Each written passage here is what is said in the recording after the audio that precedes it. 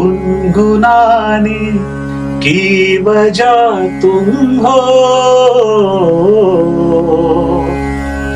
जिया जाए ना जाए ना जाए ना ओरे पिया रे, जिया जाए ना जाए ना जाए ना ओरे पिया रे, पिया रे पिया रे.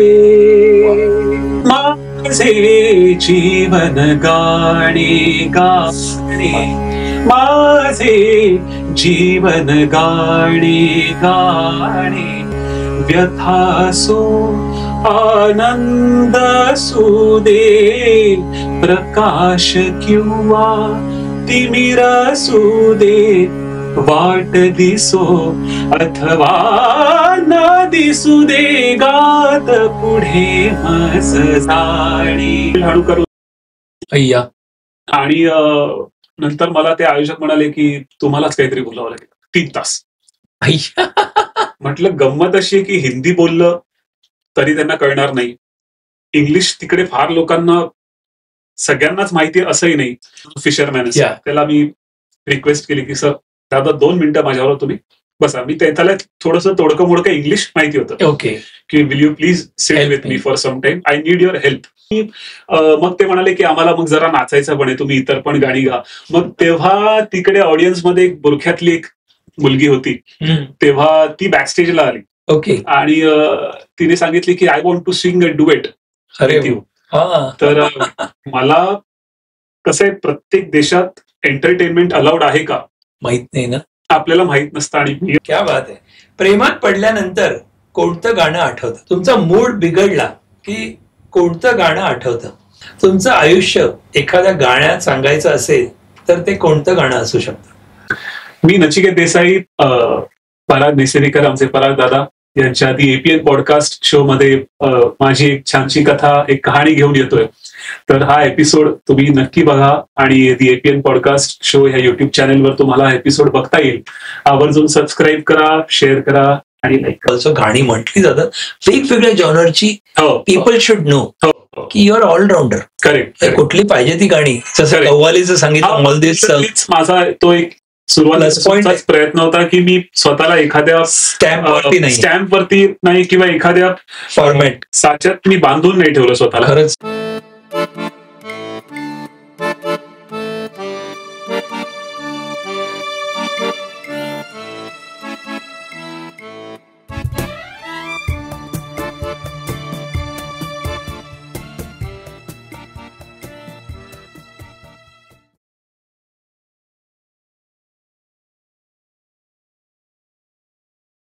जसं आता व्हॉट यू सेड नचिकेत, की आपण पण ऐकलेले आहेत की खूप कलाकारांच्या लाईफमध्ये असं प्लस मायनस काहीतरी झालेत आणि माझा प्रोग्राम लावलेला आहे. असं कधी झालेलं आहे का की खूप काहीतरी प्रचंड स्ट्रेस आहे आणि मला हा कार्यक्रम पण करायचा आहे? असं कधी एखादा झालं असं खूप असेल का? हो, स्ट्रेस वेगवेगळे स्ट्रेस. एक माझा वाईट पुन्हा एकदा म्हणेन सगळ्यांच्या आशीर्वादानेच की फार असं क्वचित झालंय की आवाज खराब आहे. मला माहित नाही काही, पण सर्दी खोकला असेल, ताप असेल, बरं नसेल ना, माझा स्टेजवर गेल्यावर आवाज मोकळा होतो. क्या बात आहे. सरस्वतीची कृपा. मला हे माहित नाही. फक्त एकदाच असं झालेलं की माझा आवाज एकाच शोला, मला आठवतंय विरारला होता तो कार्यक्रम, माझा आवाज चढतच नव्हता. म्हणजे मला असं वाटलेलं की इतर वेळेस मी जसं मारून गेलं तसं त्या दिवशी मारून नेईल, माझा आवाज चढतच नव्हता. काहीतरी इन्फेक्शन असेल आणि काही असेल. आवाज ही अशी गोष्ट आहे ना सर दादा की त्याला सरस्वतीची कृपा लागते. मी जे गायलोय ना ते क्षणात बेसूर होऊ शकतं, कारण सा हे यंत्रणा असं आहे ना सर, आता सा लागेल उद्या तितक्याच ताकदीने लागेल. दादा म्हणायचं. कारण तुम्ही वर्ड एक्सेलवर काम करत असाल, तुम्ही एंटर मारलं, बॅकस्पेस मारलं, स्पेस बार मारला, लेफ्ट राईट डाऊन, ते तुमच्या मर्जीप्रमाणे तो की कॉम्प्युटर चालतो. पण हे तुमच्या मर्जीप्रमाणे प्रत्येक वेळी चालेलच याची शाश्वती नाही. त्यासाठी आशीर्वादच लागतो सरस्वतीचा. बरोबर. तर तो एक मला एकच फक्त स्ट्रेस होता, पण मी तो कार्यक्रम निभावून नेला. आणि एक गमतीचा भाग असा होता की जेव्हा मी हा माझा 3 BHK बुक केला तेव्हा माझा 1 BHK मी विकायला काढला. ओके. आणि डिसेंबरमध्ये विकायला काढला आणि मला त्याचं इमिजिएटली बट ऑफ दिस हा माझा डेव्हलपर कशाला थांबेल ना पेमेंटसाठी. बिलकुल. तर तो म्हणत होता आम्हाला पैसे हवेत, तुम्ही फक्त डाऊन पेमेंट केलंय आणि 3 BHK म्हटल्यावर किंमत पण तशी होती. बरोबर. आणि फ्लॅट्स विकणं पण सोपं नव्हतं. पण एक कार्यक्रम माझा मला आठवतोय, कोकणात केळशीला कार्यक्रम होता. त्या कार्यक्रमात मला स्टेजवर जायचं होतं आणि माझ्या डेव्हलपरचे मला फोन येत होते, अरे आपका पेमेंट नाही हुआ. आणि मी ना कधीच कोणाचे पैसे देणं ठेवत नाही किंवा व्यवहाराला कायम क्लिअर असते. त्यावेळेला मी सॉरी फिगर होती, अरे आपल्याला कोणाला तरी पैसे द्यायचे आणि आपण देऊ शकत नाही, पण इतके पैसे आणायचे तरी कुठून. पण सुदैवाने देवाच्या आशीर्वादाने तो फ्लॅट व्यवस्थित विकलाही गेला काही दिवसांनी. So nice.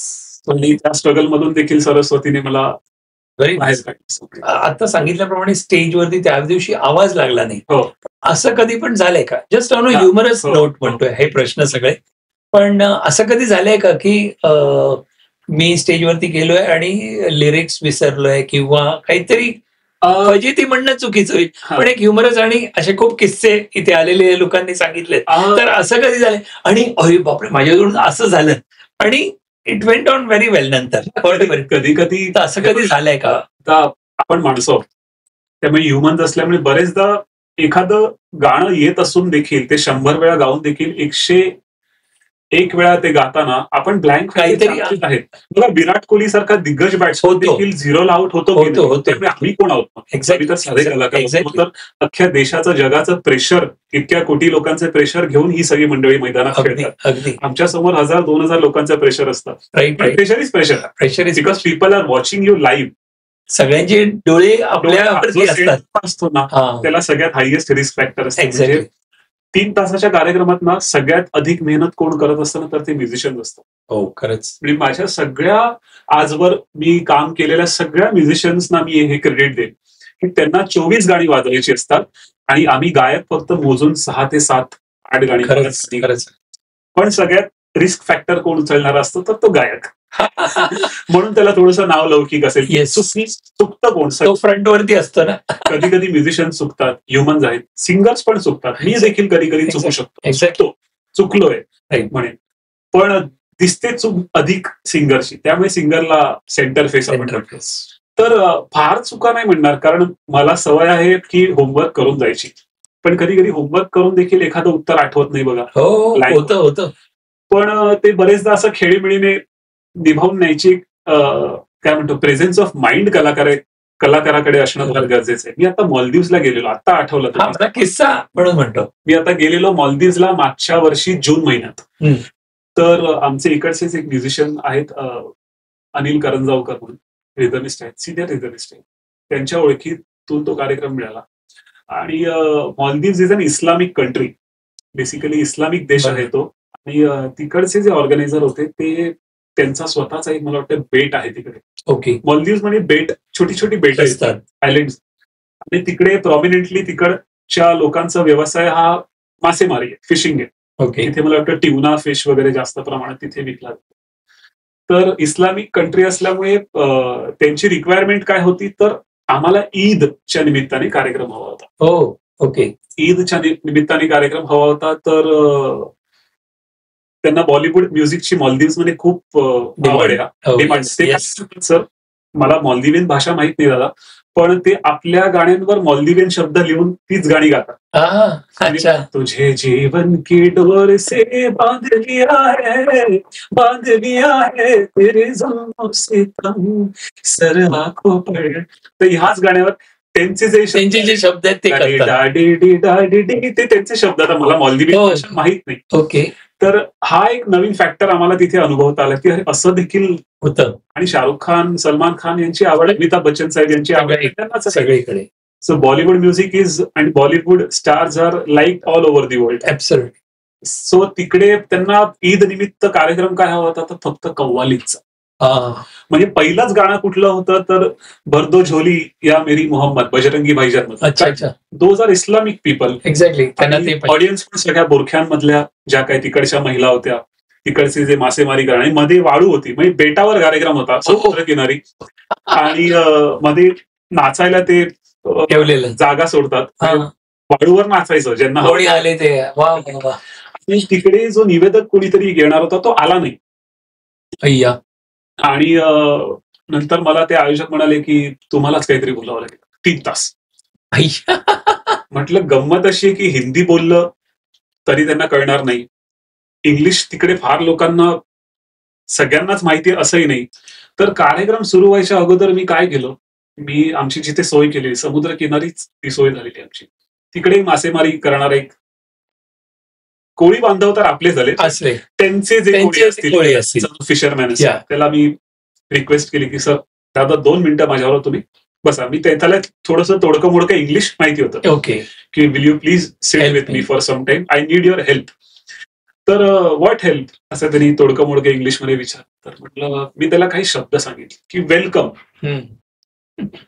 Nice, have a seat, how are you doing, किंवा are you liking the show. तर मला त्यांनी प्रत्येक ह्या शब्दाचा अर्थ जो सांगितला तो मी लिहून काढला. तर मरहबा, वेलकम म्हणजे काय, हुरी हा मी हून, अच्छा, हा मॉलदिवियन भाषेतला. तर ते सगळे शब्द मी ना इंट्रो जे अँकरिंग असतं कार्यक्रम ओपन करायच्या अगोदर ते मॉलदिवियन भाषेत केलं. आठवते का? म्हणजे मरहबा, हुरी हा मी हून, असे काही शब्द होते. आता 1 वर्ष मी बोलत नाही त्यावेळेला आपण तयार झालो, त्यामुळे त्यांनाही असं वाटलं हा आपलाच कोणीतरी की काय, कारण इंडियन्स असल्यामुळे आपण तसेच दिसतो. एक्झॅक्टली. पण ते एक चॅलेंज होतं, ते एक स्ट्रगल होतं की आता करायचं. आणि परदेशात असल्यामुळे आणि तेव्हाच आपल्या देशाचं आणि मॉलदीवचं जरा वाजलेलं. तेव्हाच आहे. तिकडचे काहीतरी मिनिस्टर्स कॅबिनेट काहीतरी सॅक झालेले, मोदी सरकारच्या विरुद्ध त्यांनी काहीतरी वक्तव्य केलेलं. त्यात तिकडे गेल्यावर आम्हाला असं कळलं की इस्रायलीज आर नॉट वेलकम. आपला देश तसा इस्रायलला फॉर आहे. तिकडे इस्रायलच्या देशावरच बाहेर लाल कलरची फुल्ली मारलेली. सगळं असं वेगवेगळं पॉलिटिक्स. तिकडे अनसेफ पण झालेलं, कारण आपण सगळे एज्युकेशन आयलँड आहेत तिथे कॉम्पिटिटिव्ह सिमिलर काइंड ऑफ आपण टुरिझम अट्रॅक्ट करायला सी हाऊसेस आणि सी हट्स आपण बांधत होतो. पण दोज ऑर्गनायझर्स वर व्हेरी नाईस, व्हेरी कल्चर्ड आणि व्हेरी जेन्युइन. आणि लोकांनी पण तो आमचा कार्यक्रम उचलून धरला. भारतीय कलाकारांना डोक्यावर त्यांनी उचलून धरला. पण त्यावेळेला मग सगळी कव्वालीचीच गाणी होती. सगळी कव्वालीचीच, म्हणजे पडदा पडदा मागाशी त्याप्रमाणे, किंवा भरदो झोली असेल, किंवा यारी हे इमान असेल. नंतर मग झालं असं की मग ते म्हणाले की आम्हाला मग जरा नाचायचं पण आहे, तुम्ही इतर पण गाणी गा. मग तेव्हा तिकडे ऑडियन्समध्ये एक बुरख्यातली एक मुलगी होती, तेव्हा ती बॅकस्टेजला आली. ओके. आणि तिने सांगितली की I want to sing a duet. तर मला कसं आहे, प्रत्येक देशात एंटरटेनमेंट अलाउड आहे का माहित नाही ना, आपल्याला माहित नसतं. आणि मी असं ऐकून होतो की इस्लाममध्ये ऍट सम पॉइंट कुठेतरी एक लाईन असेल प्रॉहिबिटेड, की महिलांना काही देशांमध्ये एंटरटेनमेंट अलाउड नाहीये. बरोबर. तर मी तिला विचारलं की are you allowed to sing. Yes yes yes, I am allowed, I have permission. म्हटलं मग ठीक आहे. मग मी तिला इन्व्हाइट केलं. मग तेव्हा ती आजकल तेरे मेरे प्यार के डुएट आहे, तर आम्ही दोघं गायलो. तो फोटो देखील आहे माझ्याकडे. अरे वा वा वा. आणि मग आम्ही त्या मॉलदिवियन रेसिडेंट्स मध्ये तिकडच्या लोकांकडे समोरासून गेलो. मग नेक्स्ट डे आम्ही थोडंसं फिरलो, आणि मग तो हा एक वेगळा अनुभव होता. So nice, so nice, so nice. मस्त. आतापर्यंत आपला हा interview is going in a different अशा बोर्डवरती खूप काही गोष्टी किस्से सांगितले. तर मला एक विचारायचं आहे की असं कधीतरी सॉरी फिलिंग झालेलं आहे का? म्हणजे sorry feeling in the sense की आपण कळत नकळत आपण कोणाला तरी, म्हणजे कधीतरी अरे त्यावेळेला मी असंच. पहिली गोष्ट, राग येतो का? माझा नचिकेतला राग येतो का? हो येतो. नचिकेतला राग येतो का? हो येतो. त्याचं कारण असं आहे, आणि कधी येतो आणि का येतो आणि कधी येतो. म्हणजे स्वभाव समजण्याची इच्छा आहे. मला वाटतं माझ्याकडे बघून, मला बिलकुल नाही वाटत. म्हणून कारण सांगतो तुम्हाला की मला आपलं राशी भविष्य वगैरे, जे राशी स्पेशली, त्याचा माझा काही सखोल अभ्यास नाही. पण सगळे म्हणतात की वृश्चिक रास जी आहे, किंवा विंचू किंवा स्कॉर्पियन, ती माणसं प्रचंड रागीट असतात. कारण डायरेक्ट तर माझी रास वृश्चिक आहे. ओके. पण मी जितका प्रेमळ आहे, किंवा मला जितकं मी आउट गोईंग आहे, किंवा मला जितकं सगळ्यांची मजा मस्करी करायला आवडते, तितकाच एक्स्ट्रीम माझा राग आहे. हो ना. पण thanks to again my wife, तिच्या येण्याने माझा राग प्रचंड प्रमाणात कमी झाला. So nice. सो अगदीच माझ्या मनाविरुद्ध काहीतरी सणकलं, किंवा मी सहसा प्रत्येकाकडे, माझी अशी एक पद्धत आहे की माझा प्रयत्न असतो की प्रत्येकाच्या मनासारखं मी वागतो. की माझी प्रयत्न तरी करतो की तुम्हाला जसं हवंय ना, चला मी तसं वागायचा प्रयत्न. पण माझ्या मनासारखं कोणीतरी सांगून जर का काही केलं नाही ना, किंवा शब्द देऊन किंवा वचन देऊन किंवा ठरवल्याप्रमाणे, तर मग मला त्याचा राग येतो. तर मी थोडासा शब्द पाळला नाही असं वगैरे, थोडा प्रिन्सिपलवादी किंवा शिस्त कोणी मी जर का शिस्त पाळत असेल आणि समोरच्याने नाही पाळली तर मला मग त्याचा प्रचंड.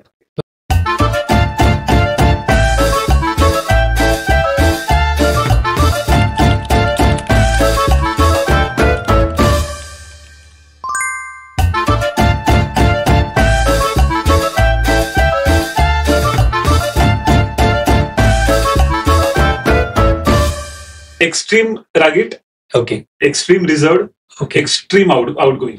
म्हणजे ज्या काही गोष्टी आहेत त्या सगळ्या एक्स्ट्रीम आहेत. म्हणजे जीव लावणं पण एक्स्ट्रीम. त्यांच्याबरोबर एकदा कनेक्ट झालो तर मग आपण व्हेरी फ्रेंडली. मी रिलेशन तोडण्यात पण एक्स्ट्रीम. मला पण सांभाळलं पाहिजे. नाही तसं नाहीये सर. I know. आणि उगीच कोणी करत नाही, काही कारण स्वभावाचा भाग आहे. आणि म्हणजे माझं जे काय ते माझं असं आहे आणि ही माझी चौकट आहे. या चौकटीत मी सगळी माझी कामं करतो. दुसऱ्यांची कामं पण मी व्यवस्थित करून देतो. माझी कामं पण तुम्ही व्यवस्थित करून द्या. विषय. मग मला ह्या मोमेंटला तेच मगाशी सांगितलं जसं की हा स्वभाव आपण म्हटल्याप्रमाणे लहानपणापासून आतापर्यंत असे काही किस्से झाले असतील की मी कोणावर चिडलो असेल, काही झालं असेल, तर या मोमेंटला असं कधी वाटतं का की नंतर कधीतरी आता बिकॉज आपण हळूहळू वयानुसार मी म्हणत थोडं मॅच्युअर्ड जसं आता मुलं झाली तर डेफिनेटली असं कोण आहे का की ज्याला मला ना सॉरी म्हणायचंय, मला आपल्या या शोच्या माध्यमातून आपण सॉरी म्हणू शकतो जर असेल तर नॉट नेसेसरी. मी म्हणूच शकतो. अरे मला जरा असं आता मला ना माझ्या आजी बरोबर माझं वाजलेलं एकदा.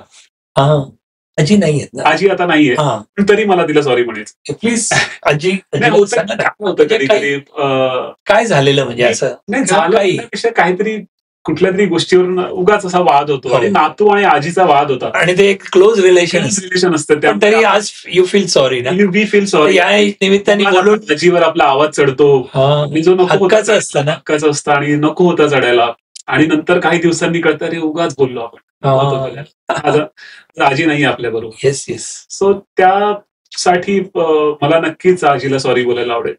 आजी आणि तुम्ही जिथे कुठे असेल कधी मी तिला बरेचदा हर्ट केलं असेल पण त्यासाठी आय स्टील फील सॉरी. आणि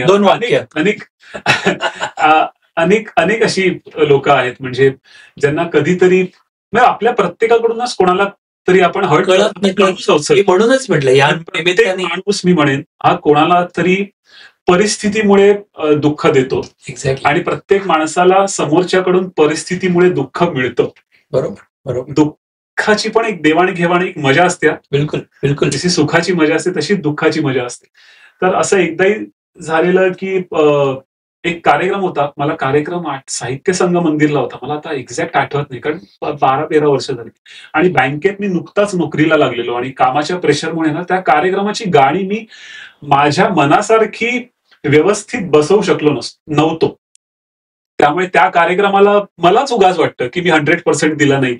त्यामुळे त्या कार्यक्रमाला जी लोक ऐकायला आलेली मी जेव्हा 22-23 वर्षांचा होतो त्या लोकांना मला उगाच आता सॉरी म्हणावं असं वाटतंय. मी हे कशासाठी राऊंड नाही म्हणू शकत पण हे करण्याचं कारण काय गिल्ट असतं आपल्या गिल्ट असतं आणि ते कुठेतरी एक मोकळं केलं ना तर आणखीन छानपैकी आणखीन ग्रो होऊ. कधी म्हणून समोर आणि असं मिळत नाही कधी बोलायला म्हणून मी म्हटलं की या निमित्ताने बोलून टाका. त्यामुळे मला बरं वाटलं तुम्ही मला आजीला पुन्हा एकदा सॉरी म्हणण्याची एक संधी दिली कॅमेऱ्यासमोर. तू जिथे कुठे असशील हा एक रुसवा फुगवा जो आपल्यातला आहे तो खूप छान. कॉलेज शाळेमधले अजूनही मित्र भेटतात का? नाही टू बी व्हेरी ऑनेस्ट शाळेतले तर नाहीच भेटत. कॉलेजमधले माझे कॉलेजकडचे काही मित्र असे आहेत ना जे अजूनही टचमध्ये. म्हणजे माझा एक खूप सगळ्यात जवळचा मित्र मी म्हणेन. माझे फार हातांच्या बोटांवर मोजण्या इतके मित्र आहेत. माझं फ्रेंड सर्कल फार क्लोज आणि क्लोज नाही असं आहे.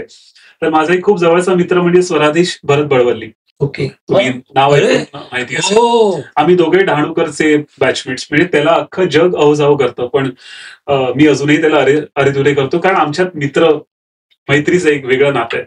म्हणजे तो इज व्हेरी स्पिरिच्युअल ऑल्सो. परवा एका गोष्टीमध्ये ऐकत आहेत म्हणजे आम्ही सगळेच त्याला स्वामीच म्हणतो आणि तो इतका ग्रेट आहे आणि आता इतक्या मोठ्या लेव्हलवर आहे की आदरणीय पंतप्रधानांच्या बाजूला मांडीला मांडी लावून बसणं हे प्रत्येकाला याचं सौभाग्य मिळत नाही. खरंच खरंच. तर हे त्याचं टॅलेंट आहे, त्याचं कर्तृत्व आहे आणि त्याची पूजा अर्चना, त्याच्या आयुष्यातली जी काही मेहनत आहे की त्याच्यामुळे तो आज इतक्या मोठ्या लेवलला आहे. पण अजूनही तो बारशाला, दोघांच्याही बारशाला घरी आलेला आशीर्वाद द्यायला. So sweet. Is a sweet person. घर बुक केलं तेव्हा तो घरी पाय लावून गेला. अजूनही आम्ही मासिक बलवल्ली ना, आम्ही दोघे 28 मार्च आमच्या वाढदिवसाची डेट सेम आहे. आणि त्याचाही खूप मोठा वाटा आहे माझ्या करिअरमध्ये. म्हणेन की वेळोवेळी त्याने मला बरंच मार्गदर्शन दिलं की तू असं कर, असं नको करूस, तसं कर. आणि जरी का तो वयाने फक्त माझ्यापेक्षा 2 वर्षांनी मोठा असला तरी त्याची बुद्धी 200 वर्षांनी मोठी आहे माझ्यापेक्षा. विचार काहीतरी वेगळे, म्हणजे छान. त्याचे विचार आपण ऑन पेपर एक्सप्लेन नाही करू शकत, ते फक्त अनुभवायचे असतात. त्यांनी सांगितलं ना, घरामध्येच त्यांच्याकडे स्पिरिच्युअल खूप आहे आणि वगैरे वगैरे. थोडंसं ऐकलं. तुम्हाला जेव्हा जायचं असेल मला सांगा. मी मला डेफिनेटली इथे बोलवायचं पण आपण मला भेटायला आवडेल. बिकॉज मी तो इंटरव्ह्यू ऐकला ना, खूप सुंदर पॉडकास्टच होता मला वाटतं. आणि ही सेट सो नाईस. आणि त्यांचं गाणं मला जे ऑलवेज सारखं ऐकतो पूजा, माहितीये, हरी म्हणा आहे ना, लक्षात आहे ते? हो आहे ना. जस्ट कॅन बी, म्हणजे मला आठवण येईल. आणि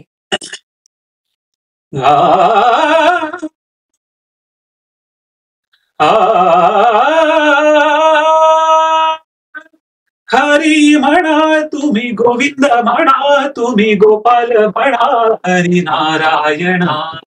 हरी म्हणा तुम्ही, गोविंद म्हणा तुम्ही, गोपाल म्हणा हरी नारायणा. क्या बात आहे. गोविंद गोपाल हरी नारायणा, गोविंद गोपाल हरी नारायणा.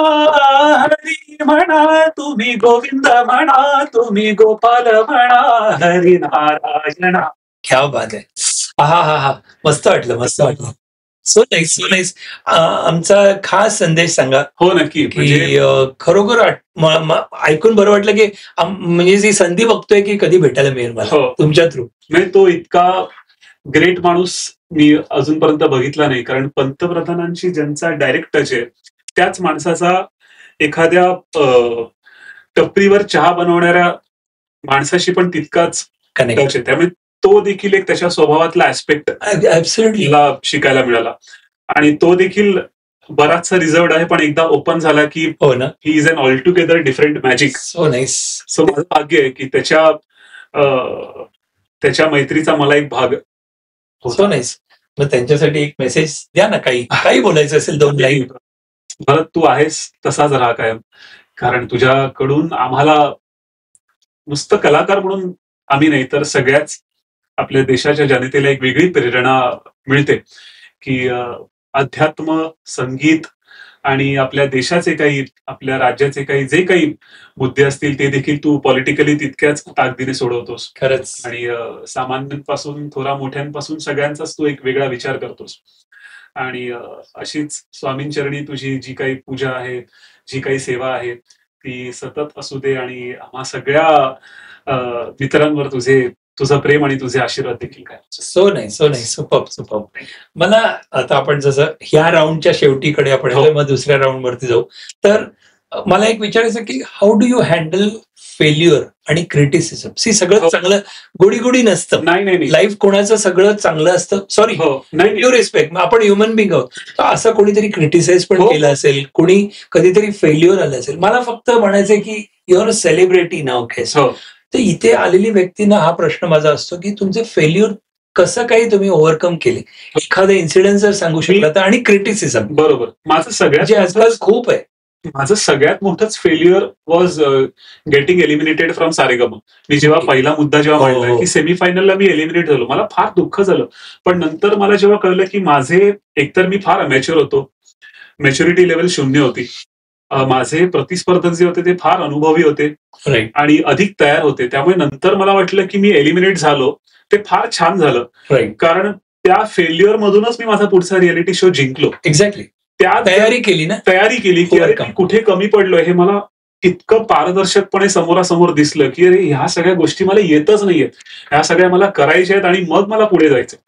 तर फेल्युअर तोच माझा सगळ्यात मोठा होता की मी पहिलाच माझा रियालिटी शो आणि मी एलिमिनेट झालो आणि दुसरा जिंकलो. ओके. आणि क्रिटिसिझम हे प्रत्येक कलाकाराला, प्रत्येक खेळाडूला, प्रत्येक पावलोपावली हे फेस करायचे. क्रिटिसिझम ऐकलेलं आहे क्रिटिसिझम हो. स्वतः बाबतीत. भरपूर. कधीतरी आपल्या पाठी बोलणं आणि कधीतरी समोर बोलणं दोन वेगळे आहेत. हे बघा सर, पाठी दादा तर प्रत्येक जण बोलत असतो, त्याला आपण काही करू शकत. पण काही रसिक मंडळी, रसिक प्रेक्षक जे खरंच जेन्युइनली पण येऊन सांगतात की अरे ह्या गाण्यात तू अजून असं करू शकला असतास, किंवा ह्या गाण्यात तुझा आवाज इतका लाऊड होता, ह्या गाण्यात अजून तू जितका न्याय द्यायला हवा होतास तितका देऊ शकला नाहीस. मग आम्ही काय करतो, मी खरंच घरी जाऊन विचार करतो, काय कसं असतं ना सर, रसिक प्रेक्षक हा मायबाप असतो. ही गोष्ट पण प्रत्येक रसिक आम्हाला ऐकायला जो येतो, आता बघा तुम्ही 100 माणसांच्या 100 गोष्टी ऐकल्या तर तुम्ही कन्फ्युज व्हाल. त्यामुळे जर का तुम्ही आता मध्यंतरी रोहित शर्माचा एक इंटरव्ह्यू ऐकला असेल, तर तेव्हा जे एअरपोर्ट्सवर जेव्हा ते एखाद्या मॅच वरून दुसऱ्या मॅचकडे जाताना जेव्हा फ्लाईटने जातात आणि एअरपोर्टला जेव्हा ते टर्मिनल क्रॉस करत असतात, तेव्हा प्रत्येक प्लेअरच्या कानात हेडफोन असतो, मोठे नॉईज कॅन्सलेशन.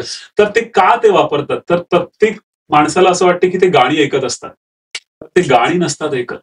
ते नॉईज कॅन्सलेशनचे हेडफोन्स फक्त त्याच्यासाठी वापरतात की आजूबाजूला जे सहप्रवासी त्यांचे टर्मिनल्सला असतात ते त्यांना कधी कधी असं सांगून जातात, अरे पिछले मैच में तूने वो स्क्वेअर कट मारा था, उसकी वजह से तू आउट हुआ था, तो वो शॉट मत खेलना.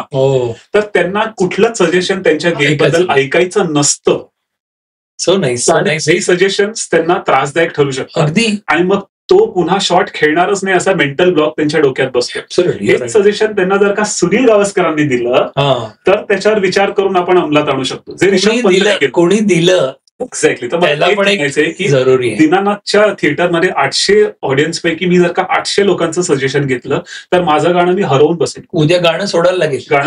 कारण प्रत्येकाची टेस्ट वेगळी आहे, प्रत्येकाची चॉईस वेगळी आहे. मी ती रिस्पेक्ट करतो, पण शेवटी कुठेतरी मला काय हवंय, मला काय आवडतंय आणि एखादा प्रेक्षक खरंच काहीतरी चांगलं सांगून जातोय, मग ते मला अंमलात आणायचंय. मग अशा प्रेक्षकांची सजेशन मी नक्कीच घेत असतो आणि ती वेलकम असतो.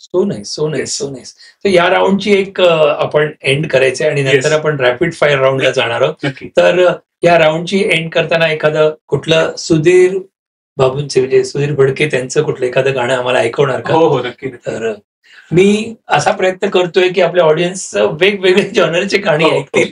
सो आय होप एनिथिंग तुमच्या आवडीचं, म्हणजे तुमच्या आवडीचं. सुधीर फडकेंच एक स्वर आले प्लीज दुरुनी हे गाणं प्लीज. येस. स्वर आले दुरुनी जुळल्या सगळ्या त्या आठवणी, स्वर आले दुरुनी जुळल्या सगळ्या त्या आठवणी, स्वर आले जुळुनी. क्या बात आहे. So nice. सो आपण एक ब्रेक घेऊया आणि सेकंड राऊंडला जाऊया. शुअर. सो पूजा ब्रेक मस्त. हो बंद. येस. म्हणजे 2 मिनिटं ब्रेक घेऊया आणि हा स्क्रीन फक्त दोघांचा ऍडजस्ट करायचा म्हणून मी ब्रेक घेतला. ओके.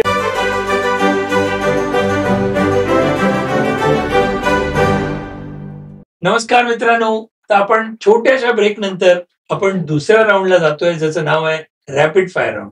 तुम्हाला माहितीये आता ही राऊंड मजेदार असणार आणि आपण आपल्या बरोबर आहेत नचिकेत. आणि नचिकेत यू रेडी? या. तर माझं एवढीच रिक्वेस्ट आहे की जास्ती विचार न करता उत्तरं द्यायची. सो आम्हाला ह्या राऊंड मधून इथे जी कोण सेलिब्रिटी येते त्यांच्याविषयी जास्ती आणखीन जवळून जाणण्याची इच्छा आहे. म्हणजे तुम्ही कसे आहात, तुमच्या आवडी निवडी काय आहेत, त्याच्यामुळे ही राऊंड अशी fast. Okay. So here we go. Yes. तर favourite singer? Sonu Nigam. Wow. Favourite music director? R D Burman. Wow. Favourite actor? अरे बापरे. आत्ता लहानपणी कसंही असेल तरी सांगितलं तरी चालेल. मनोज बाजपेयी. ऍक्ट्रेस मध्ये, हिरोईन मध्ये कोणतरी आवडत असेल? सगळेच आवडतात असं पण असेल? विद्या बालन. वा. Favourite sport? मगाशी बघितलं पण तरी सुद्धा फुटबॉल. इंडोर मध्ये काही आवडतात का गेम्स? इंडोर मध्ये बॅडमिंटन. ओके.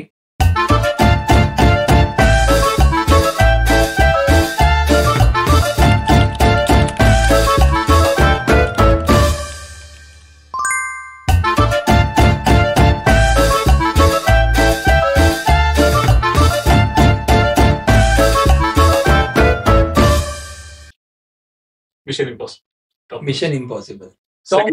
ही सिरीज त्याची. Wow, super. बघायला टाइम मिळतो? नेटफ्लिक्सवर किंवा OTTवर बघायला मिळतो. आवडते अगदी पिक्चर बघायला आवडते?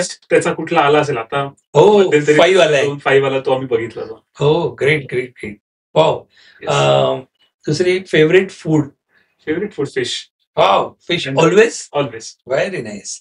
Favourite place to chill? Alone or with family? काही दोघांनी? माझं घर. With the family, alone? With family and alone पण. You are a lone person or a family person? म्हणजे फॅमिली इज चुकीचं, पण कधीतरी एकटं राहायला आवडतं? मला मॅक्झिमम वेळेला एकटंच राहायला आवडतं. मॅक्झिमम.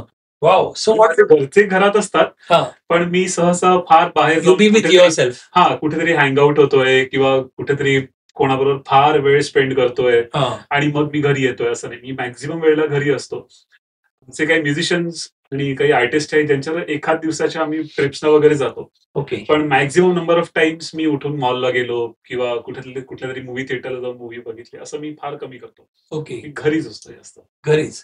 पण मग घरी असताना तू नक्की काय करतो? मी घरी असताना आयदर गाणी ऐकतो किंवा टेलिव्हिजनवर काहीतरी बघत असतो. कुठला तरी स्पोर्टच सुरू असतो किंवा मूव्ही. त्या 2 गोष्टींव्यतिरिक्त माझ्याकडे कुठलाच चॅनल ऑन नसतो. Okay. Either some good interesting movie or any good sport. Very nice, very nice, very nice.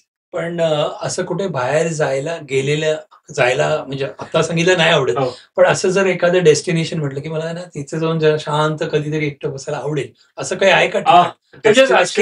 Destination मग माझं स्वित्झर्लंड राहिलंच आहे, कारण मला तो प्रश्न आहे. फेवरेट डेस्टिनेशन ते आहे डेस्टिनेशन, ट्रॅव्हल डेस्टिनेशन मी म्हणेन स्वित्झर्लंड, कारण मला तेव्हा संधी होती पण मी दुसरी निवडली. स्पेनला गेलो आपण. आणि शेवटी तिथे जाऊन मला जास्त सर्कल नकोच आहे, कारण शेवटी स्वित्झर्लंडला पण एकांतच हवा आहे. शांत शांत ना. म्हणजे मला असं समजते की you need a silent place. Yes. ना. बिकॉज कसिनो पेक्षा कदाचित माउंटन एरिया किंवा अशा सी बीच एरिया आवडत असेल.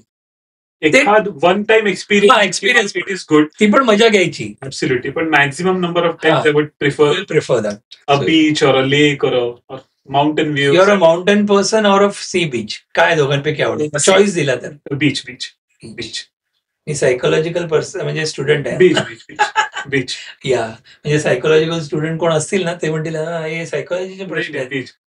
Very nice, very nice. कधीतरी नाचायला आवडतं? Do you dance? I dance only when I'm performing. And now I dance for my 2 sons.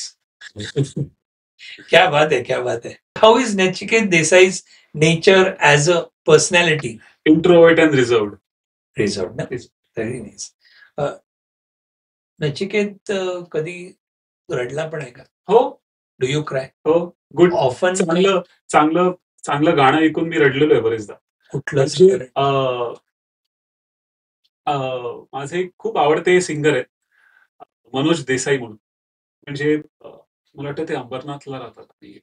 म्हणजे काही गायक असे असतात ज्यांना ते जितकं डिझर्व करतात तितकं त्यांना फेम किंवा नाव मिळालेलं नसतं सामान्य माणसांच्या पॉइंट ऑफ व्ह्यूने. कलाकार मंडळींच्या सर्कलमध्ये त्यांना आम्ही ग्रेटच म्हणतो, पण त्यांची अनेकदा अशी काही गाणी आहेत जी त्यांची स्वतःची कॉम्पोजिशन आहेत, जी ऐकून मला कधी कधी खरंच रडायला येतं. मी त्यांना फोन केलेला आहे एक दिवशी की त्यांचं एक मला चाकर राखीवजी म्हणून एक त्यांचं एक गाणं आहे, मला जरा शब्द फक्त बघावे लागतील, आणि ते गाणं त्यांचं युट्यूबवर ऐकून मी त्यांना फोन केलेला की मी प्रेझेंट रडतोय आणि I wish I could sing like you. क्या बात आहे. म्हणजे काय होतं चाल सॅड चाल अशी होती का? म्हणजे म्हणतो राग वगैरे असं काही होतं?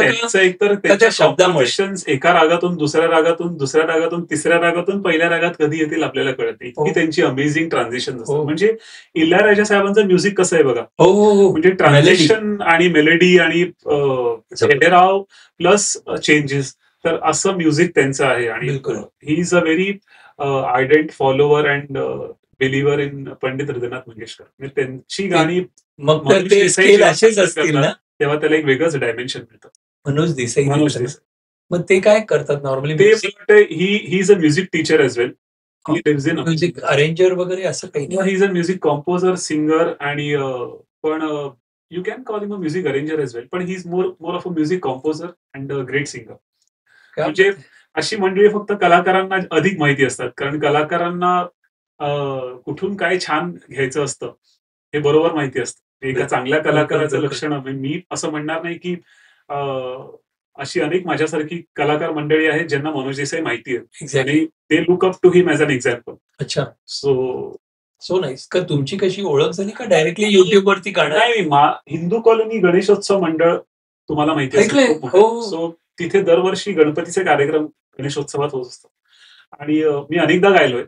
आणि अशा वेळी एखाद्या वर्षी तिथे कार्यक्रम होता गणपतीत आणि तेव्हा मनोज देसाई म्हणून एक व्यक्ती, म्हणजे मी तर फार एक कोविडच्या अगोदर, म्हणजे अजून परत 8 वर्ष अगोदर, म्हणजे आय वॉज इन 27-28. मी फार लहान होतो आणि मनोज देसाई म्हणून एक व्यक्ती त्या कार्यक्रमात गाणार आहेत हे मला कळलं.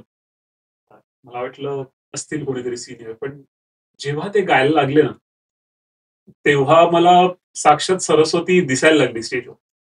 क्या बात आहे. म्हणजे अरे वा. तुम्हाला जेव्हा वेळ असेल तेव्हा मनोज देसाई हे नाव युट्यूबवर तुम्ही जरूर सर्च करून त्यांची आमच्या गाणी इथे पॉडकास्टला जर आले तर नक्की, आपण नक्की, त्यांना नक्की, भेटू नक्की. शकतो. पण मी डेफिनेटली नक्की ट्राय करेन कॉन्टॅक्ट करायला. Something else. है ना? ग्रेट. छान Yes. छान छान. Yes. One song you wish you'd संग.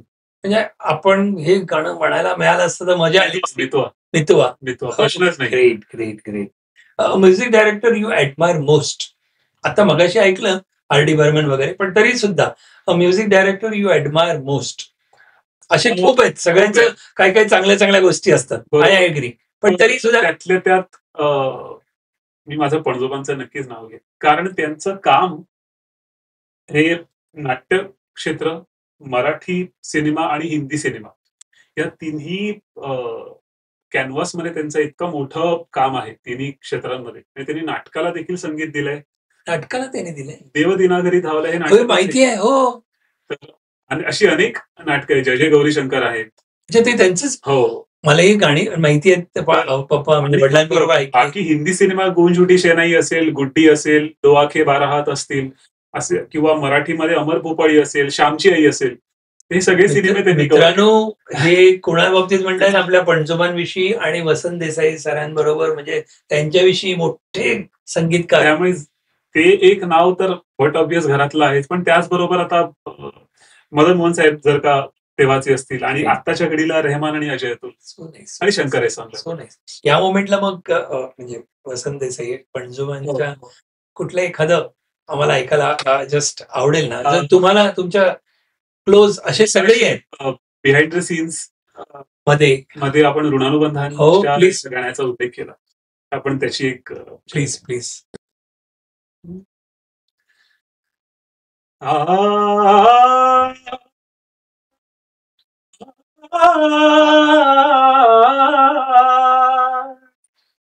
Can we take it once more? Yeah, please. One more. Okay. 2. Yeah.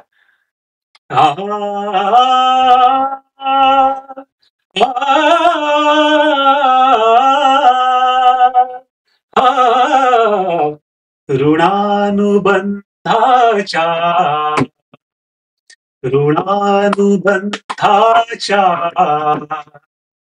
जिथून पडल्या गाठी, भेटीत रुष्टता मोठी, भेटीत रुष्टता मोठी.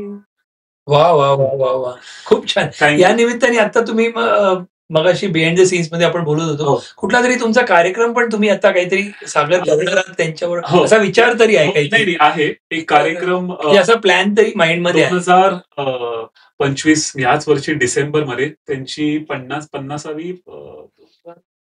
25 ठीक आहे तिकीट अगेन. ओके.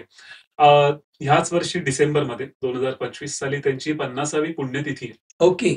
तर त्या निमित्ताने एक आयोजक आमचे आहेत, हेमेंद्र गोगटे म्हणून, आणि ते दसऱ्याच्या मुहूर्ताला ह्या कार्यक्रमाचं अनविलिंग करणार आहेत. अरे वा. माझा एक सोलो कार्यक्रम, आणि माझ्याकडून माझ्या पणजोबांना एक आदरांजली, सांगीतिक आदरांजली. त्याचबरोबर हा कार्यक्रम मला वाटतं 24 डिसेंबरला सावरकर स्मारक शिवाजी पार्कला होईल रात्री 8 वाजता. आणि हिंदी मराठी कन्फर्म झालेलं आहे, कन्फर्म कार्यक्रम आहे. आपल्या ऑडियन्सना आपण त्यांना इन्व्हाइट करा. हो नक्कीच. तर 24 डिसेंबर 2025 रोजी माझेच पणजोबा म्हणजे पद्मश्री वसंत देसाई यांच्या 50व्या पुण्यतिथीनिमित्त तेरे सूर और मेरे गीत हा कार्यक्रम होणार आहे सावरकर स्मारक शिवाजी पार्क येथे. आणि ह्या कार्यक्रमाला तुम्ही सगळ्यांनी भरभरून गर्दी करावी. भरपूर वेळ आहे, आणि दसऱ्याच्या शुभमुहूर्तावर ह्या कार्यक्रमाचं अनावरण होणार आहे. आणि बुक माय शोवर ह्या कार्यक्रमाची तिकीट्स अवेलेबल असतील. तर मी सगळ्या रसिक प्रेक्षकांना नम्र विनंती करतो की माझ्याकडून ही छोटीशी एक आदरांजली माझ्या पणजोबांसाठी असणार आहे. ह्या कार्यक्रमाचं वाद्यवृंद संयोजन ज्येष्ठ वाद्यवृंद संयोजक आणि म्युझिक अरेंजर, म्युझिक डिरेक्टर अप्पा वडावकर करणार आहे. जबरदस्त. आणि मंगलाताई खाडीलकर यांचं निवेदन असणार आहे. सगळे सॉलिड आहे. मधुरी करमरकरताई आणि केतकी भावे जोशी ह्या सहगायिका म्हणून माझ्या बरोबर स्टेजवर असतील. तर असा एक आगळा वेगळा कार्यक्रम आहे. आम्ही येणार आहोत, नक्कीच. आम्ही आमच्या ऑडियन्स आणि येणारच जरूर. त्यांच्या पणतूकडून त्यांच्या पणजोबांसाठी एक छोटीशी. So nice.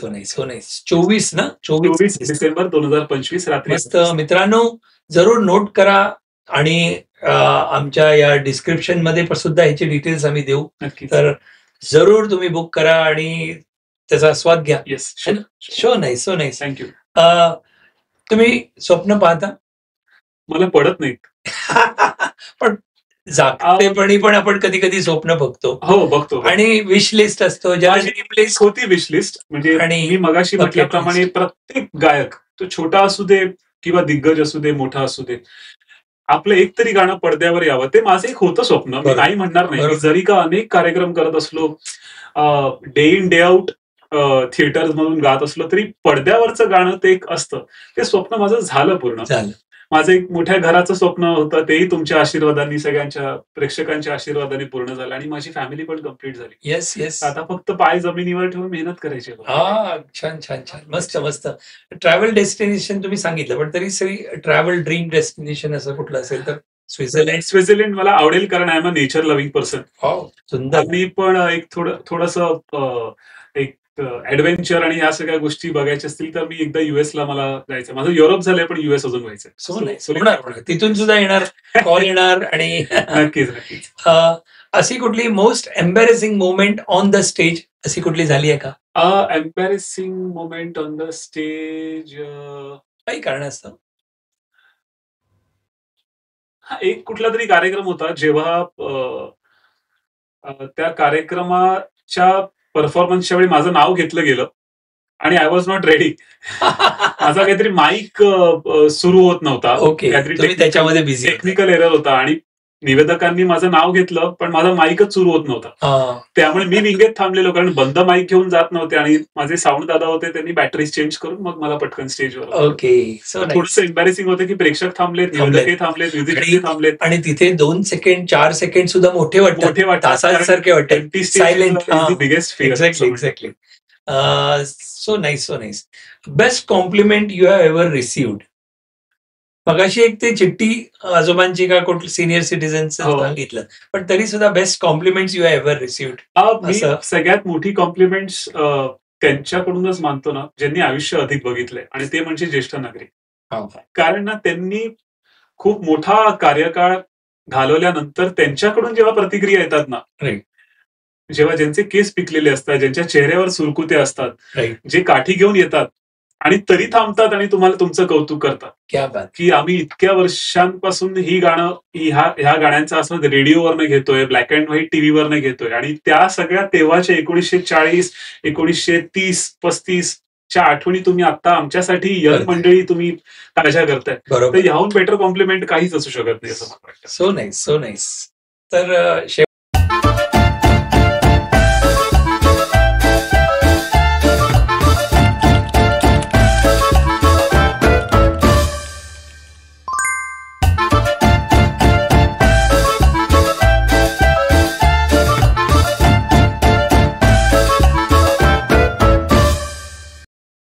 त्या तारखेला तिचं काय आहे याचा ती जरा देखील पुढे मागे विचार करत. क्या बात आहे. वा.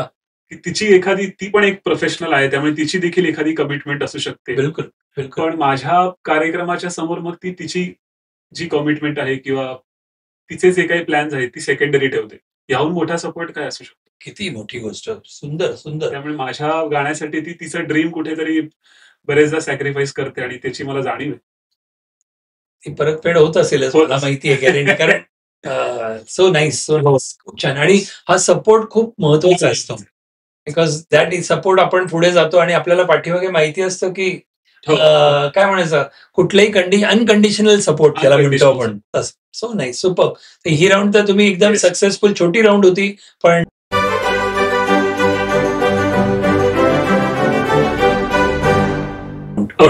तर पर्सनल फायनान्शियल राऊंडला आपण मित्रांनो हजीर. ओके, आपण चालू करूया. येस. सी ह्या मी सांगितल्याप्रमाणे आम्ही finance, I take care of finances, तर फायनान्शियल बॅकग्राऊंडचा आहे. तर मला 3 ते 4 प्रश्न कॉमन आम्ही विचारतो. त्याच्यापैकी एक आहे की लाईफ इन्शुरन्सची खरोखर गरज आहे का लोकांना? मी सांगण्यापेक्षा तुम्हाला काय वाटतं? लाईफ इन्शुरन्स म्हणजे ज्याला आपण म्हणतो जीवन विमा, तर कोणालाही घेतला पाहिजे, नाही घेतला पाहिजे, इम्पॉर्टन्स आहे का? तुमच्या मते काय आहे? मला विचारलं तर थोड्याफार प्रमाणात आहे. कारण तुम्ही तुमच्या फॅमिलीचा लाईफ सिक्युअर करतात. आणि इस्पेशली मी कलाकार असल्यामुळे माझं ट्रॅव्हलिंग अधिक आहे. ओव्हरनाईट ट्रॅव्हलिंग आहेत, बाय रोड ट्रॅव्हलिंग आहेत, शेड्यूल हेक्टिक आहे, जागरणं आहेत. आणि कलाकार मंडळी म्हटल्यावर त्यांच्या हेल्थ बरोबर ते सतत खेळत असतात. कधी जेवतात, कधी उठतात, म्हणजे झोपेचं खोबरं होतच असतं. झोपेला सगळं म्हणजे शेड्यूल अपडाऊन असतं. म्हणजे 9 to 6 जॉब जो आहे तसा कलाकाराचा जॉब नाही. म्हणजे आता तर कॉर्पोरेटमध्ये 12 तास पण नोकऱ्या करणारी मंडळी आहे. पण कलाकार हा दिवाळी पहाटला 2:15 पण उठून 5ला स्टेजवर जातो. त्याच दिवशी तो दिवाळी संध्या पण करतो आणि पुन्हा दिवाळी पहाट पण करतो. म्हणजे 2023 साली मी 24 तासात 4 कार्यक्रम केले जे आठवत आहेत मला. 24 तासात 4 कार्यक्रम. म्हणजे सकाळी माझी पहाट होती नाशिकला आणि नाशिकची पहाट करून त्याच दिवशी 5:30 वाजता लोकमान्य सेवा संघ पारला. हो, नाशिकची पहाट आटपून मी तसाच पार्ल्याला 5:30ला स्टेजवर चढलो. तो कार्यक्रम एक 7:30 पावणे 8ला डन झाला, संपला. 8:30ला मला दीनानाथ होता तिथूनच बाजूला. 8:30ला दीनानाथ होता. 8:30 ते 12:30 दीनानाथ करून विलेपार्लेला रेल्वे स्टेशनच्या बाहेरच एक बार आहे. त्या बारमध्ये मी आणि माझी बायको जेवलो, फ्राईड राईस आणि मंचुरियन खाल्लं, झोपलो आणि परत नेक्स्ट डे 5:30ला हिरानंदानीला ठाण्यात पहाट होती माझी. त्यामुळे कलाकार एवढं हेक्टिक कधी कधी. त्यामुळे असं वाटतं की हेल्थ इन्शुरन्स असेल किंवा मेडिक्लेम असेल. मेडिक्लेमचा सेकंड प्रश्न आहे. करेक्ट. पण लाईफ इन्शुरन्स कारण घरी आपण आहोत, तुम्ही पिलर आहातच. बरोबर. माझी बायको म्हणत होती मध्यंतरी की एक टर्म इन्शुरन्स काढूया. मी म्हणतोय ते काय 60 पर्यंतच असतं. मला असं वाटतं मी जगेन 61 तरी 62 गंमत म्हणून. Yes yes. पण एक कोणी कोणाची गॅरंटी देऊ शकत नाही. शी इज ऑल्सो लाईक की आता आपल्याकडे 2 भाडं आहेत. एक्झॅक्टली. मी त्याच्यावर घेतलंय, लोन घेतलंय. सो टर्म इन्शुरन्स सिक्युरिटी म्हणून असते, बाकी काही. येस, नक्कीच. So it is important. आणि health insurance, because health insurance तर ऑब्वियस आहेच. कारण ठीक आहे, आपण ऑन ऍव्हरेज म्हणू शकतो की माणसाचा लाईफ स्पॅन हा 60+ ऑन ऍव्हरेज आहेच. पण हेल्थ हे कधी कोणाला हेल्थचं काही रिझन येऊ शकतं. कुठला रंग बघत नाही, श्रीमंत बघत नाही, गरीब बघत नाही, कास्ट बघत नाही, सगळ्यांना कोणालाही आजार होऊ शकतो आणि हॉस्पिटलाइज. घरीच बसेन, एकच कार्यक्रम करेन, वरण भात खाईन आणि 60 वर्षांच्या पुढेपर्यंत जाऊन जगेन, दॅट इज ओके. पण कोणाला हार्ट अटॅक येईल, कोणाला मलेरिया होईल, काही ना काहीतरी लाईफस्टाईल होईल, कोणाला बीपी शूटअप होईल, कोणाला काहीही होऊ शकतं, कोणाला ब्रेन स्ट्रोक येईल. मेडिक्लेम असली पाहिजे. मेडिक्लेम असलेलं चांगलं. आणि 2 गोष्टी की ऍडिक्वेट असली पाहिजे. आजकाल लोकांना ना हे कळलं पाहिजे की एक असतं इन्शुरन्स असणं आणि एक आहे ऍडिक्वेट इन्शुरन्स. करेक्ट. म्हणजे कधी कधी माझा इन्शुरन्स, कोणी प्रश्न विचारला माझा इन्शुरन्स आहे, ओके माझं 5 लाखाचं आहे, पण खरोखर 5 लाख सफिशियंट आहेत का हे कळणं. हल्लीच्या आजारपणांकडे बघता नाही येत. म्हणजे हे लाईफ इन्शुरन्स असो, हेल्थ इन्शुरन्स, ते खूप जरुरी. So very nice. दुसरं एक तुम्हाला माहिती असेल सिस्टमॅटिक इन्व्हेस्टमेंट प्लॅन म्हणून एक म्युच्युअल फंड असतं. मी ते 2014 पासून करत आल्यामुळे 2018 साली पहिलं घर घेतलं. Very nice. सगळे म्युच्युअल फंड रिडीम केले. Live example. येस. आणि त्याच म्युच्युअल फंड्सच्या सेव्हिंगनी तुम्ही करू शकलात आणि त्या SIP. कारण आत्ताच्या जगात फिक्स्ड डिपॉझिट्सना काही व्हॅल्यू नाहीये. तुम्ही बँकेमध्ये होतात त्यामुळे तुम्हाला माहिती आहे. नुसतं त्याच्यावरती डिपेंडेंट राहून सांगा. मी तर प्रत्येक कलाकाराला सांगत येतोय, जे माझे क्लोज फ्रेंड्स, की you have to do SIP. म्हणजे तुम्ही हवी तर छोटी छोटी सुरुवात करा, पण you have to keep on increase. 500 रुपयाची पण करू शकता. हो. तर जेव्हा 2014 साली 13 साली माझ्या आईने सुरुवात केली SIP करायला, आणि मग तिने मला सांगितलं की ती चेंबूरला ऑफिसमध्ये, की आमच्या ऑफिसमध्ये फायनान्शियल ऍडवायझर आहे 10-11 इयर्स बॅक. मग त्यांच्याकडे मी 2015 साली रेंट भरता पण 10,000ची इन्व्हेस्टमेंट करायला सुरुवात केलेली. तर दॅट पोर्टफोलिओ ग्रू बाय 100%.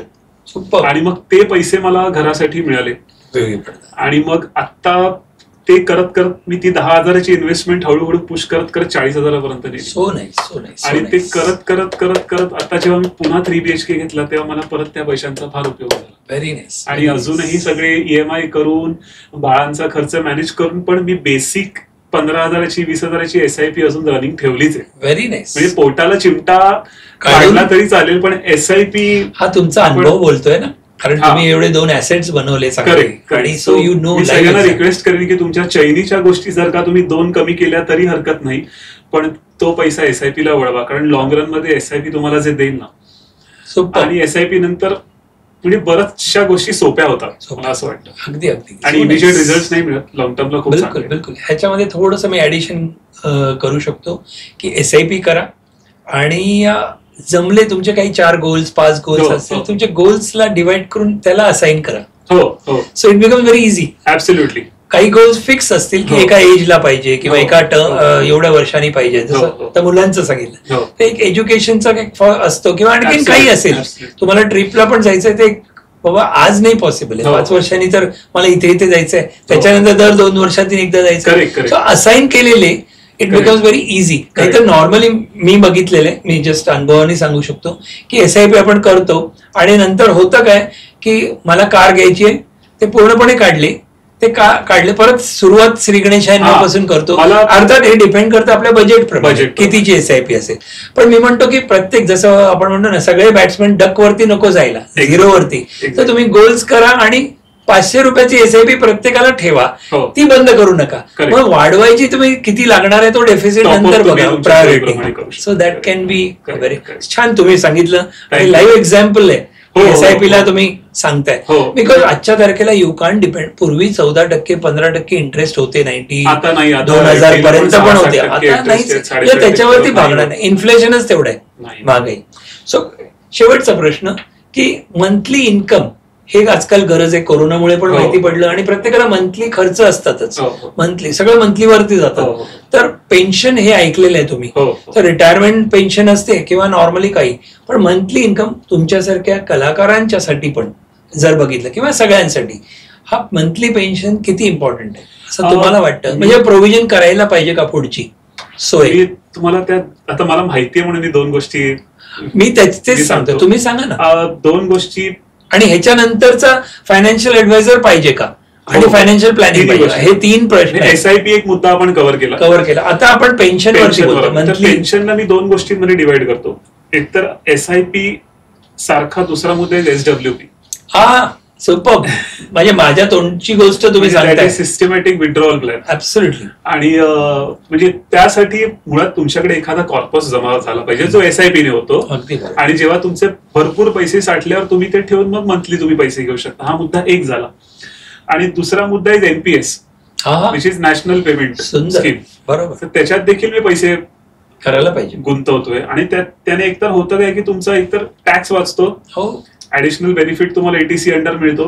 हे सगळं मला माहिती आहे, म्हणून तुम्ही काही मला सांगितलं नाही आहे यांनी. नाहीतर वाटेल की आपण डिस्कस केलं. मी यांचं प्रमोशन करतो पण आहे. येस. पण ह्या सगळ्या मुद्द्यांविषयी मला अगोदर बँकेत नोकरी करत असल्यामुळे माहिती होतं. माझ्या आईला पण क्रेडिट देईन, कारण तिने SIP ला मला इंट्रोड्यूस केलं. मी सॅल्यूट करतो आईंना, कारण त्यांनी ही आयडिया तुम्ही आता चेंबूरला तुम्ही म्हणालात. Very nice, very nice. आणि त्यामुळे मी NPS मध्ये पण पैसे इन्व्हेस्ट करतोय. कारण सारस्वत बँकेत मी 2011 मध्ये लागल्यामुळे मला पेन्शन ऍप्लिकेबल नव्हतं, कारण ते 2004-05 पर्यंत जी मंडळी लागली त्यांनाच पेन्शन अप्लाय होतं. सो म्हटलं एनपीएस मुळे आपला एक कॉर्पस पण वेगळा रिटायरमेंट साठी जमा होतो आणि आपल्याला त्याचं एक काही ना काही आफ्टर 60 मिळत राहील. So nice super. So monthly pension एक 60 म्हणा 55 म्हणा, तुम्हाला कधी रिटायर व्हायचं त्याचं पेन्शन प्रोव्हिजन आजपासून करा. हो, आणि फायनान्शियल ऍडवायझर जरुरी आहे, मस्ट आहे. काय खरोखर गरज आहे? मला सांगतो, बेसिकली मी शेअर मार्केटमध्ये ट्रेडिंग करणारा मुलगा नाहीये, कारण मला त्याचं नॉलेज नाहीये आणि मला त्याची आवड देखील नाही. कारण त्याला तुम्हाला इन्स्टंट रिझल्ट हवे असतात. आजचा प्रॉफिट, उद्या लॉस, मग तो रिकव्हर करा. कारण हल्ली बरीचशी यंग मंडळी ते फ्युचर्स अँड ऑप्शन्स, डेरिव्हेटिव्ह वगैरे ते देखील मला त्याचं शून्य नॉलेज आहे. म्हणजे ज्याचं नॉलेज आहे ते पण मी तुम्हाला सांगतोय आणि ज्याचं नॉलेज मला नाहीये, शून्य, त्या देखील गोष्टी मी तुला सांगतोय. तर ह्या सगळ्या गोष्टींमध्ये तुम्ही शक्यतो पडू नका. बरोबर. शेअर्स तुम्हाला जर का विकत घ्यायचे असतील तर एखाद्या फायनान्शियल ऍडवायझरकडे जाऊन, ज्याला खरंच ह्या सगळ्या ऍस्पेक्टची चांगली मूलभूत माहिती असेल त्याच्याकडे जाऊनच करा. त्यातल्या त्यात SIP हा एक नॉर्मल माणूस करू शकतो, पण शेअर्स विकणं, शेअर्स खरेदी करणं किंवा बाकीच्या ज्या गोष्टी मी आता तुम्हाला फ्युचर्स, ऑप्शन, या सगळ्या गोष्टी सांगितल्या त्या गोष्टी सहसा करू नये. कारण आपली जेव्हा गाडी खराब होते तेव्हा आपण कुठे जातो? मेकॅनिककडे जातो. किंवा आपण जेव्हा दुखावलेले असतो तेव्हा आपण मंदिरात जातो. तेव्हा जर का आपल्याला आपले फायनान्सेस चांगले करायचे असतील तर मग आपण त्या एक्सपर्टकडे जायला हवं. बरोबर. मग तेव्हा आपण आपला मेंदू फार चालवायचा नाही असं मला वाटतं. त्यामुळे इनिशियली मी त्या माझ्या आईच्या ओळखीतल्या फायनान्शियल ऍडवायझर जे होते त्यांच्याकडे मी करत होतो.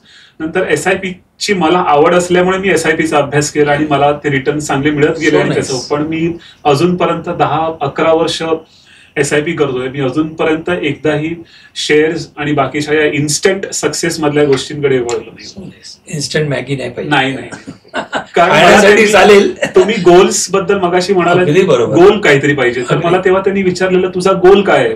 मला काय तेव्हा 2014 साली माहित नाही की SIP ला गोल लागतो. म्हटलं मला गोल काही नाहीये, मला राहुल द्रविड सारखी बॅटिंग करायची आहे. तर ते म्हणाले ठीक आहे, म्हणजे मला अंदाज आला की तुला लॉंग टर्म इन्व्हेस्ट, कारण मला लगेच पैसे नकोय. मग त्यामुळे you can be a multi millionaire हे सांगू शकतो. म्हणजे जो कोणी लॉंग टर्म 20 वर्ष ज्यांच्याकडे आहेत आणि जे तयार आहेत, ओके काही छोटी अमाऊंट पण ती रेग्युलर करायला, he can be a multi millionaire. म्हणजे स्टेटमेंट गॅरंटेड सांगू शकतो. म्हणजे दॅट इज व्हेरी नाईस. आणि last but not the list, financial planning ची गरज खरोखर आहे का? प्रत्येकाने करावं का? मी तुम्हाला सांगेन की फायनान्शियल प्लॅनिंग का गरजेचं आहे, कारण बेसिकली आपल्या सगळ्यांना आपापल्या परिस्थितीप्रमाणे खर्च असतात.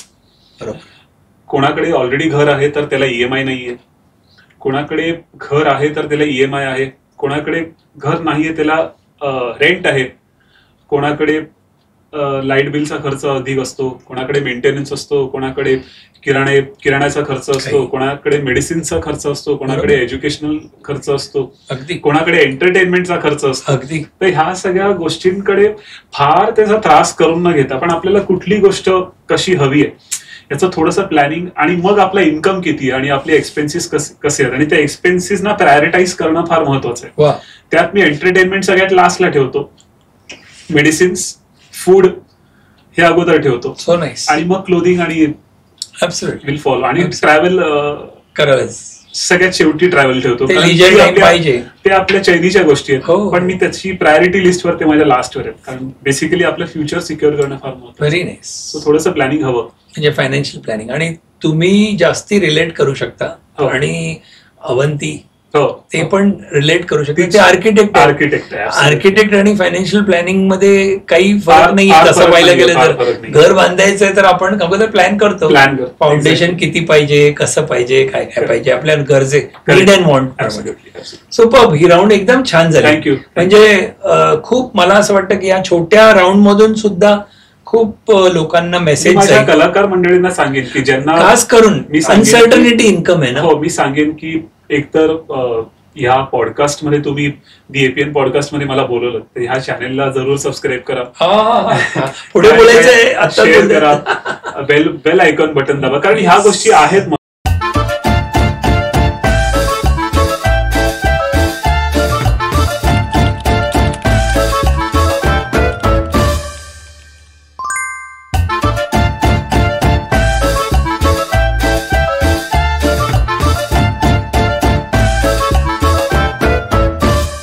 इन सेफ हँड्स, कारण उत्तम काम ते करतायत, उत्तमरित्या योग्य ठिकाणी पैसे गुंतवून तुम्हाला योग्य वेळेला चांगले रिटर्न्स ते नक्कीच मिळवतील.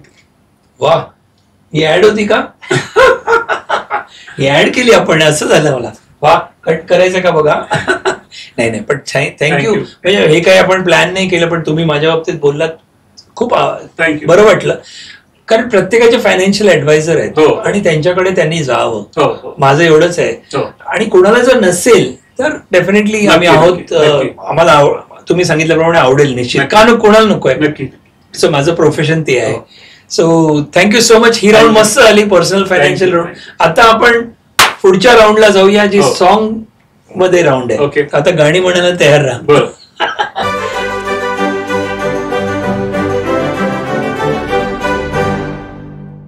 So ready? येस. चला, आपण तुमचं आवडतं गाणं कोणतं आहे? परत असे खूप असतील, पण आता आम्हाला हे गाण्यातून सांगायचंय, बोलायचं नाही. म्हणजे शक्यतो बोलायचं कमी, पण उत्तर देणं नाही, गाणं सुरू करायचं डायरेक्टली, म्हणजे असं. So again I will take this question. म्हणजे मला काय म्हणायचं, फास्ट राऊंड, पण आपल्याला बघायचंय की गाण्यातून उत्तर द्यायचंय, बोलणं कमी, एक्सप्लेनेशन नंतर आपण बघू. सो ओके, माझी ही राऊंड सुरू होते. Sing your answer in songs, म्हणजे गाण्यामध्ये. तर तुमचं आवडतं गाणं कोणतं आहे नचिकेत? ए जिंदगी गले लगा ले, ए जिंदगी गले लगा ले, हमने भी तेरे हर एक गम को गले से लगाया है ना. ए जिंदगी गले लगा ले, क्या बात है. ओ गले लगा ले, ओ गले लगा ले, हमने जमाने से चुपके बहाने से पलकों के पर्दे में घर भर लिया. क्या बात है. तेरा सहारा मिल गया है जिंदगी. ला ला ला ला ला ला ला ला ला ला ला, तेरा सहारा मिल गया है जिंदगी. ए जिंदगी सुपर, क्या बात आहे, क्या बात आहे. शाळेतील गाणं आठवते का कुठली, किंवा कविता? ओके, असेल तर, नाही तर पास, यू कॅन से. या. ओ मितवा सुन मितवा, तुझको क्या डर है रे, ये धरती अपनी है, अपना अंबर है रे. ओ मितवा सुन मितवा, तुझको क्या डर है रे, धरती अपनी है, अपना अंबर है रे, तू आजा रे. हे गाणं मी माझ्या स्कूल मध्ये शाळेत स्टेजवर गायलेलो. क्या बात आहे. वा, सगळ्या आठवणी बाहेर काढतोय. जेव्हा तुम्ही खुश असता, कोणतं गाणं गुणगुणता? खूप असतील, पण गाण्यातून. लाजून हासणे हासून हे पाहणे, मी ओळखून आहे सारे तुझे बहाणे, डोळ्यात. हा, पुन्हा घेऊ का? हा चालेल. 1 2 3. कुठलं, जेव्हा तुम्ही खुश असता तेव्हा कोणतं गाणं गुणगुणता? डोळ्यात पापड्यांचा का सांग भार व्हावा, मिटताच पापण्यांका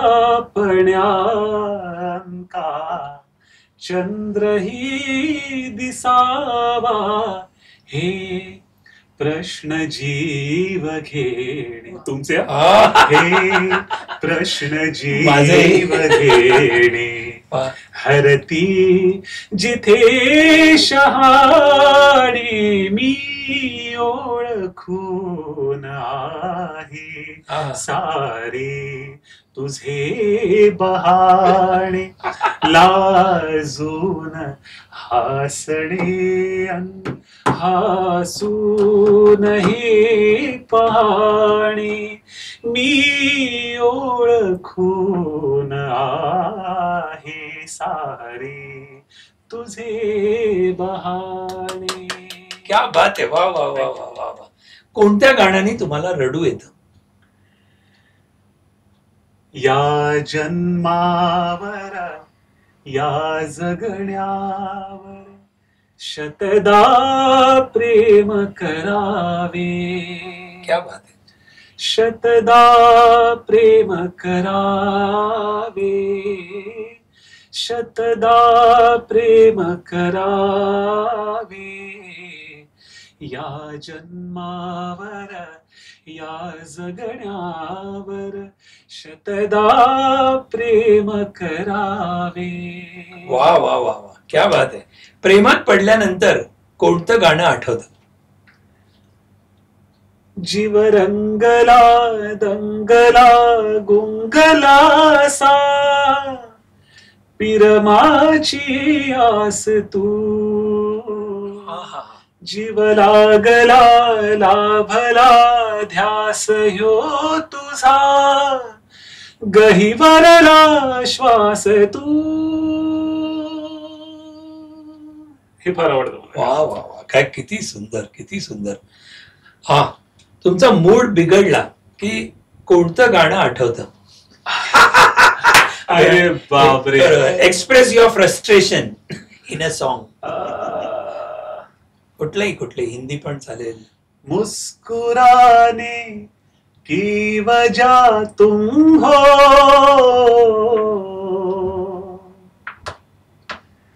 गुनगुनाने की वजह तुम हो, जिया जाए ना जाए ना जाए ना और पिया रे, जिया जाए ना जाए ना जाए ना और पिया रे, पिया रे, पिया रे.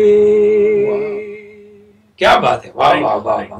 तुमचं आयुष्य एखाद्या गाण्यात सांगायचं असेल तर ते कोणतं गाणं असू शकतं? एखाद्या गाण्यात माझे जीवन गाणे गाणे, माझे जीवन गाणे गाणे, व्यथासो आनंद असू दे, प्रकाश किंवा तिमिरा असू दे, वाट दिसो अथवा न दिसू दे, गात पुढे मज जाणे जाणे, माझे जीवन गाणे गाणे. वा, क्या बात आहे. आणखी 2 प्रश्न आहेत. जेव्हा मोठा चेक मिळतो तेव्हा डोक्यात कोणतं गाणं वाजतं? इतनी सी हसी इतनी सी खुशी, इतना सा टुकड़ा चांद का, ख्वाबों के तिनको से चल बनाए आशिया. हे गाणं खूप खूप खूप छान. तुमच्या वडिलांना किंवा आईला आवडणारं गाणं कुठलं सांगू शकाल का? वडिलांना मला पल पल दिल के पास खूप आवडतं. Just 2 line. पल पल दिल के पास तुम रहती हो, जीवन मीठी प्यास ये कहती हो, पल पल दिल के पास तुम रहती हो. सुंदर सुंदर. पावसात भिजताना डोक्यात येणारं पहिलं गाणं काय असतं तुमचं? पावसात भिजताना पहिलं गाणं, पाऊस बघितल्यावर काय वाटतं किंवा कधी गाणं सुचतं पावसात? घन अजबर से मनावर हो, घनाज बरसे अनावर हो, चाहुल सुखाची त्यावर हो, घनाज बरसे मनावर हो, सुख पावसा परी यावे, आयुष्य नाही भिजावे, स्पर्शून आसवाना ह्या मातीत ओल्या रुजावे, जरी दाटले आभाळ हे तरी नवा रंग हो, घनाज बरसे मनावर हो, घनाज बरसे अनावर हो. एकदम सिक्सर मारते. सॉरी म्हणायचं आहे पण शब्दात नाही तर गाण्यात तर कुठलं? अरे बापरे, सॉरी म्हणायचं. आम्ही गुगली टाकतो असे गाणं आठवायला गेलं. गाणं आठवत. तोपर्यंत दुसरा प्रश्न देऊ का? हा चालेल.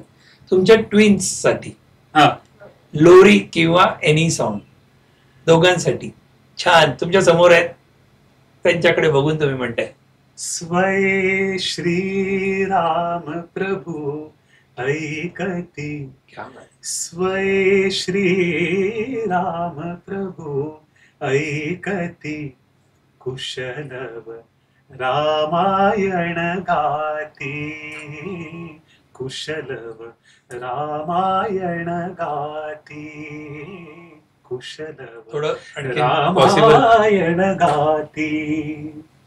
कुमार दोघे एक वयाचे, सजीव पुतळे रघुरायाचे, पुत्र सांगती चरित पित्याचे, ज्योतीने तेजाची आरती, कुशलव रामायण गाती.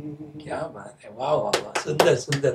डान्स फ्लोअर वरती तुम्हाला गाणं जेव्हा असं कधी ऑडियन्स मध्ये म्हणायचं असतं थोडंसं फास्ट बीट वाला, तर एखादं कुठलं हिंदी किंवा मेरी उमर के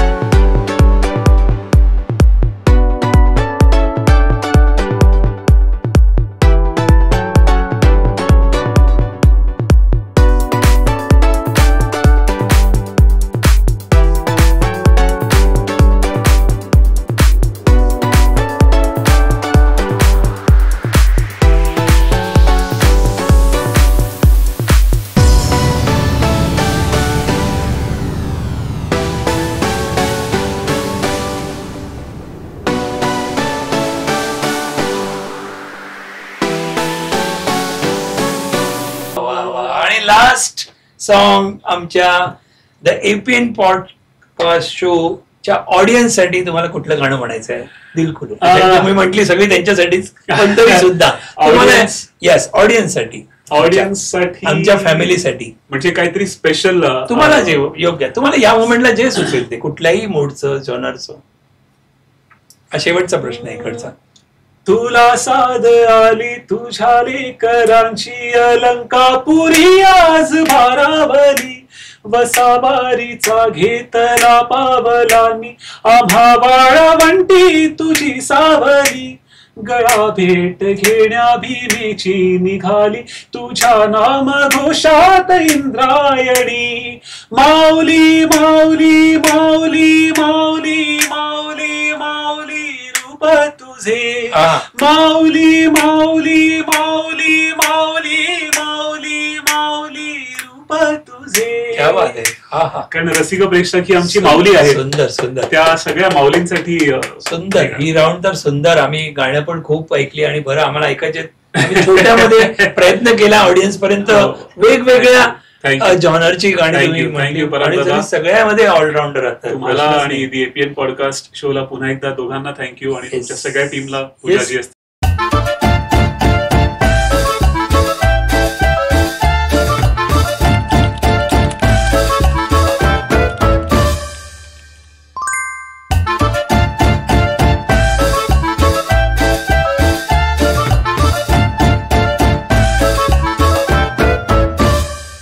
आई पहिले आणि नंतर बाबा. नाही, मी पुन्हा एकदा माझ्या आईला तेच सांगेन की तुझ्या चिकाटीमुळे आणि तुझी इच्छा दाखवलीस की तुझ्या मुलाने काहीतरी गाण्यात त्याच्याकडून काही होतंय का, हा जो एक प्रयत्न तू केलास त्यासाठी तुला थँक्यू. आणि त्या दिवसापासनं ते आजपर्यंत प्रत्येक माझ्या कामात, माझ्या प्रत्येक क्षणात तुझी सोबत आहे, तुझी साथ आहे.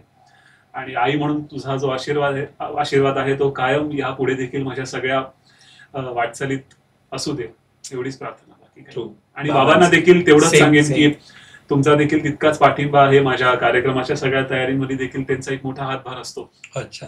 आणि त्यांची अशीच एक मायेची सावली आणि एक कौतुकाची थाप जी पाठीवर असते ती कायम असू दे. सुंदर सुंदर.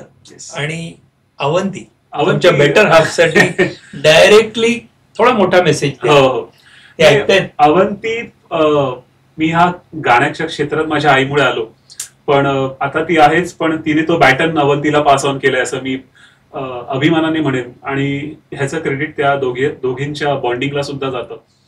आणि तिने तो बॅटन खूप हसतमुखाने स्वीकारलाय. आणि माझ्या करिअर मधला जो पुढचा हा जो टप्पा आहे, माझ्या मुलांबरोबरचा जो टप्पा आहे, तो यशस्वीरित्या जर का मी पार पाडू शकलो आणि शकत असेल तर तो फक्त माझ्या बायकोमुळे, अवंतीमुळे. आणि तिची साथ नसेल आणि तुझा सपोर्ट नसेल, जो माझी इच्छा आहे सगळ्यांच्या आशीर्वादाने यापुढे देखील आयुष्यभर असावा, त्याच्या जोरावरच मी माझं पुढचं जे काही माझं सांगीतिक कार्य आहे ते पूर्ण करू शकेन. वा वा वा. छोट्या रुद्र आणि अजून ते छोटे आहेत मला माहिती आहे, पण तरी हा मेसेज ते 2 वर्षांनी 5 वर्षांनी ते नक्की ऐकतील. बाबांनी काय बोलले माझ्याविषयी. नक्कीच. म्हणजे रुद्र आणि शौर्य दोघांसाठी. शौर्य आणि रुद्र पहिला. शौर्य मोठा आहे ना, आणि रुद्र. शौर्य आणि रुद्र दोघांना मी हेच म्हणेन की आई बाबा होणं ही खरंच एक आनंददायी गोष्ट असते कुठल्याही कपलच्या आयुष्यात. आणि तुम्ही आम्हाला दोघांना डबल धमाका दिलाय तुमच्या येण्याने. आणि तुमची अशीच साथ आई वडिलांच्या पाठी, आजी आजोबांच्या पाठी कायम असू द्या. आणि असंच एक तुमचं जे एक प्रेम आहे, जे आता आम्हाला तुम्ही न काही बोलता आम्हाला अनुभवायला मिळते, पण येत्या काही नजीकच्या वर्षात तुम्ही आमच्याशी संवाद साधू शकाल. आपण एकत्र अनेक ठिकाणी जाऊन वेळ घालवू, तुम्ही कार्यक्रमांना यायला सुरुवात कराल. तर असंच तुमचा एक मुलं म्हणून एक सपोर्ट असतो आई वडिलांना, जसं आई वडिलांचा मुलांना सपोर्ट असतो तसा मुलांचा देखील एक सपोर्ट असतो. तो तुमचा देखील एक सपोर्ट आई वडील म्हणून आमच्या पाठीशी कायम असतो. एवढंच. क्या बात आहे. वा वा, काय सुंदर बोलता तुम्ही. मस्त मस्त. थँक्यू. आता द एपीएन पॉडकास्ट शोचे आमचे ऑडियन्स आहेत, त्यांना तुम्ही मेसेज डायरेक्टली द्या, त्यांना आपला पॉडकास्ट बघायचं पण सांगा. नाही, मी नक्की तेच सांगेन की पराग दादा आणि पूजाजी म्हणजे दोघांचाही हा जो दी एपीएन पॉडकास्टचा जो उपक्रम आहे, त्यात ते विविध प्रकारचे कलाकार या पॉडकास्टवर येतात आणि त्यांच्या ज्या खाजगी बातम्या किंवा खाजगी गोष्टी किंवा त्यांच्या वैयक्तिक जीवनात ज्या काही छोट्या छोट्या गोष्टी असतात त्या गोष्टी ते कलाकार इथे मनमोकळेपणाने शेअर करतात. तर त्यांच्या या युट्यूब चॅनेलला, दी एपीएन पॉडकास्ट युट्यूब चॅनेलला तुम्ही खरंच नक्की सबस्क्राईब करा, शेअर करा, बेल आयकॉन बटन क्लिक करा, कारण प्रत्येक नवीन व्हिडिओ आल्यावर तुम्हाला त्याचं नोटिफिकेशन मिळेल. आणि जो कॉन्टेंट ह्या चॅनेलवर आहे तो खरंच छान ऑथेंटिक आहे. मी नचिकेत देसाई, पराग नेसेरीकर, आमचे पराग दादा यांच्या दी एपीएन पॉडकास्ट शो मध्ये माझी एक छानशी कथा, एक कहाणी घेऊन येतोय. तर हा एपिसोड तुम्ही नक्की बघा आणि दी एपीएन पॉडकास्ट शो ह्या युट्यूब चॅनेलवर तुम्हाला हा एपिसोड बघता येईल. आवर्जून सबस्क्राईब करा, शेअर करा आणि लाईक करा. येस. त्याचबरोबर मला सांगायला आवडेल की ह्या गप्पा टप्पांच्या या सेशन मध्ये खूप काही मजेदार किस्से तर आहेच, पण त्याचबरोबर मी अनेकशा अशा माझ्या आवडत्या गाण्यांच्या काही ओळी इथे म्हटल्या आहेत, त्याची झलक दिली आहे. तर त्याचा देखील सगळ्या रसिक प्रेक्षकांनी आस्वाद घ्यावा ही सगळ्यांना नम्र विनंती. थँक्यू. मस्त मस्त मस्त मस्त. पराग दादा यांच्याशी पहिली भेट माझी त्यांच्याच कॉम्प्लेक्समध्ये निर्मल लाईफस्टाईल मुलुंडला एका दिवाळी पहाटच्या कार्यक्रमानिमित्ताने झालेली. तेव्हा त्यांना माझं गाणं सुदैवाने आवडलं असं म्हणत. आणि त्यानंतर आम्ही संपर्कात होतो. पुन्हा कार्यक्रमात आमची तशी भेट झाली नाही, पण एक प्रेक्षक आणि कलाकार यांच्यातला एक जो एक एक दुवा असतो किंवा एक जो एक रेशीम धागा म्हणेन मी, तो आमच्यातला कायम तसाच अतूट राहिला. आणि माझ्या अनेक कार्यक्रमांना त्यांच्या शुभेच्छा असतात. पण अनेक वर्षांनी आज त्यांच्या पॉडकास्ट चॅनेलच्या निमित्ताने, दी एपीएन पॉडकास्ट चॅनेलच्या निमित्ताने माझी त्यांच्याशी पुन्हा एकदा भेट झाली. आणि उत्तम फायनान्शियल ऍडवायझर देखील ते आहेतच, पण त्याचबरोबर पॉडकास्ट पण त्यांचे खूप छान असतात. तर दोन्ही गोष्टींसाठी तुम्हाला शुभेच्छा सर. Thank you so much. सांगीतिक कार्यक्रमांच्या निमित्ताने पण आपण नक्कीच लवकरच भेटू. Yes, thank you. माझ्या डिसेंबर मध्ये होणाऱ्या कार्यक्रमाबद्दल तर मी तुम्हाला सांगितलेलंच आहे, पण आता दिवाळीच्या अगोदर if I am not wrong हा पॉडकास्ट रिलीज होणार आहे. त्यामुळे अनेक कार्यक्रम दिवाळीत लागलेत, पण एक विशेष थिएटर कार्यक्रम जो आहे, जो सगळ्या रसिक प्रेक्षकांसाठी खुला आहे, तो आहे दिनांक 22 ऑक्टोबर रोजी यशवंत नाट्य मंदिर माटुंगा येथे. शांता शेळके यांना आपण सांगीतिक श्रद्धांजली अर्पण करणार आहोत. तर बुक माय शोवर ह्या कार्यक्रमाची तिकीट्स अवेलेबल आहेत. दिवाळी पहाटचा कार्यक्रम आहे आणि 22 तारखेला ऑक्टोबरमध्ये 2025 रोजी बुक माय शोवर नक्की जाऊ ह्या कार्यक्रमाच्या तिकीट्सकडे तुम्ही बुकिंग करा. So nice. किती मस्त सगळे सांगितलेत. आणि माझी तुम्हाला रिक्वेस्ट असेल, तुमचे जे डिटेल्स आहेत प्रोग्रामचे आतापासून डिसेंबर पर्यंत जरूर फॉरवर्ड करा. मी आमच्या युट्यूब डिस्क्रिप्शन मध्ये जरूर ते सामील करेन. आणि कुठे बुक करायचे त्याचे लिंक बिंक काही असेल द्या. तर जेवढे मित्रांनो तुम्ही आता ऐकलत, आपण हा पॉडकास्ट एवढा सुंदर चाललाय की मला थांबायची इच्छाच नाहीये, पण वेळेअभावी तुम्हाला माहिती आहे की कुठेतरी थांबायला पाहिजेच आपल्याला. आणि तर तुम्हाला पण हा निश्चित पॉडकास्ट आवडला असेल. शेवटपर्यंत पहा, गाणी ऐका आणि मजेदार किस्से ऐका. नचिकेत देसाई त्यांच्याकडूनच सगळ्या गोष्टी ऐकलेल्या आहेत आपण, फ्रॉम द हॉर्सेस माउथ जसं म्हणतो आपण तसं. तर आशा करतो की तुम्हाला हा आवडला असेल. आणि माझी एक रिक्वेस्ट आहे की तुम्हाला कुठलेही गेस्ट आणखीन जर कोणाला बोलवायचे असतील, तुम्हाला कोणाला भेटायचं अशी इच्छा आहे, तर जरूर तुम्ही इथे गुगल लिंक दिलेली आहे, त्या फॉर्मला भरा आणि तुम्ही डिटेल्स द्या की तुम्ही कुठले आणखीन गेस्ट सेलिब्रिटी तुम्हाला भेटायला आवडेल, बघायला आवडेल आमच्या शो मध्ये. आणि दुसरं काय सांगू, असे सबस्क्राईब करा, लाईक करा, शेअर करा आणि पॉडकास्ट शेवटपर्यंत बघत राहा. तुमचे कमेंट्स जरूर मला खूप मोटिवेट करतात. काही सजेशन पण असतील तर जरूर सांगा. We will definitely try to improve. आणि हा शो आमचा असाच वाढत चाललाय. नक्कीच. आमचे असे गेस्ट आहेत नचिकेत आणि त्यांचे मित्रमंडळी पण आपल्या पॉडकास्ट वरती आम्ही त्यांच्या थ्रू पण डेफिनेटली अपील करू किंवा रिक्वेस्ट करू, आले तर आम्हाला आवडेल नक्कीच, निश्चित. आणि थँक्यू सो मच. तर दर शुक्रवारी आपला हा पॉडकास्ट असतो. परत एकदा सांगतो की आपला पॉडकास्ट हा इंग्लिश, हिंदी आणि मराठीमध्ये असतो, पण डिपेंड करतं की गेस्ट जसे आहेत ते जे कॉन्व्हर्सेशन करतात आपल्याबरोबर, त्यानुसार आपले पॉडकास्ट असतात. सो सबस्क्राईब करायला विसरू नका. आशा करतो तुम्हाला आवडेल. थँक्यू. मी रजा घेतो. बाय. पुढच्या शुक्रवारी परत भेटूया आपण. So thank you so much. आणि नचिकेत खरंच मन मोकळेपणाने बरं वाटलं. थँक्यू. सो इथे ब्रेक करा.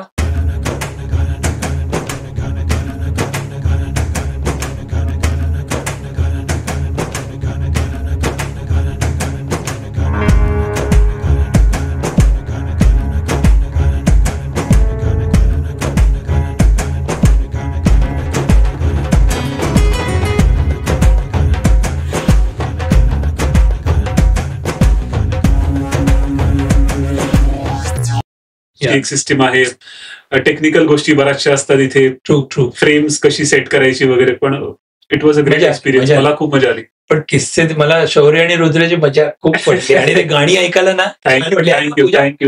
गाणी एवढी, मी खरं सांगतो, मी असा बनवला की गाणी मॅक्झिमम मला ऐकायला मिळते. म्हणजे आणि फ्रँकली ह्याचा माझा आणखीन स्वार्थ म्हणजे असं की लोकांना, तुम्ही तर म्हणजे यू आर सेईंग ऑल्सो, गाणी म्हटली जातात वेगवेगळ्या जॉनरची. पीपल शुड नो की यू आर ऑलराऊंडर. करेक्ट. कुठली पाहिजे ती गाणी. जसं कव्वालीचं सांगितलं, ऑल दिस. माझा तो एक सुरुवातीचा प्रयत्न होता की मी स्वतःला एखाद्या स्टॅम्प वरती नाही किंवा एखाद्या फॉर्मॅट साच्यात मी बांधून नाही ठेवलं स्वतःला. खरंच मी सगळे फॉर्मॅट्स एक्सप्लोर करत गेलो आणि मग मला ते आवडत देखील गेले. खूप छान. आणि आईंचा जो वाटा सांगितला तो सुंदर वाटा, नक्कीच. म्हणजे मोठा वाटा आहे. मोठा वाटा शिवडीचा वाटा. आणि मगाशी पण बिटवीन आपल्या मध्ये माहिती व्हिडिओ कॉल केलेला त्यांनी, बायकोला गेलेला. मला कसं समजलं नाही पण म्हटलं खूप बरं वाटलं मला. So nice. हो ना. मी म्हटलं या आता दोघं नाही चौघं थोडे मोठे पण नक्की नक्की याशिवाय नक्की पण अशा करूया. आणि मजा आपण आम्ही प्रोग्रामला तर येणार आहोत नक्की 24 तारखेच्या. आणि डिटेल्स आता तर काय बोलत राहा, आपण कॉन्टॅक्ट मध्ये राहू नक्की. पण आणि खरंच ते भरत वल्लवी ना, बल्लवी काय बलवली तुमच्या फ्रेंड आहेत माहिती नव्हतं मला. हो, माझा खूप चांगला मित्र. खूप छान मस्त. येस. सो मित्रांनो, चला आपण आता जेवणाचं काहीतरी